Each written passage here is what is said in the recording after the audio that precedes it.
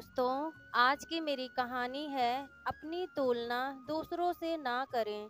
एक बार की बात है, किसी जंगल में एक कौवा रहता था। वो बहुत ही खुश था क्योंकि उसकी ज़्यादा इच्छाएं नहीं थीं। वह अपनी जिंदगी से संतुष्ट था। लेकिन एक बार उसने जंगल में किसी हंस को देख लिया और उसे देखते ही सोचने लगा कि ये प्राणी कितना सुंदर है।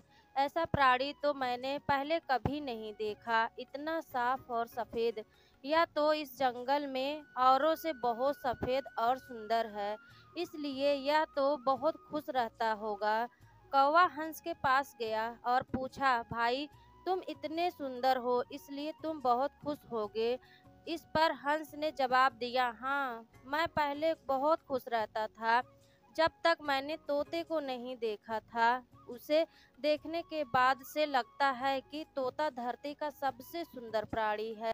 हम दोनों के शरीर का तो एक ही रंग है, लेकिन तोते के शरीर पर दो दो रंग हैं। उसके गले में लाल रंग का घेरा और वो सुर्ख हरे रंग का था। सच में बेहद खूबसूरत था। अब कौवे ने सोचा कि हंस तो तोते को सबसे सुंदर बता रहा है, तो फिर उसे देखना होगा।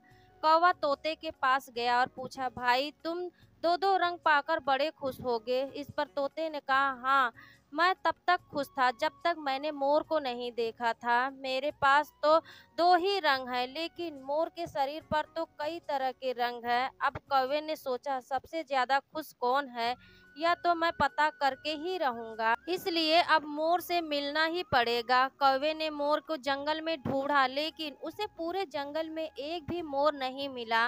और मोर को ढूंढते ढूंढते वह चिड़ियाघर में पहुंच गया तो देखा मोर को देखने बहुत से लोग आए हुए हैं और उसके आसपास अच्छी खासी भीड़ है। सब लोगों के जाने के बाद कौवे ने मोर से पूछा, भाई तुम दुनिया के सबसे सुंदर जीव हो और रंग बिरंगे हो। तुम्हारे साथ लोग फोटो खिंचवा रहे हैं, तुम्हें तो बहुत अच्छा लगता होगा और तुम तो दुनिया के सबसे खुशी जीव होगे।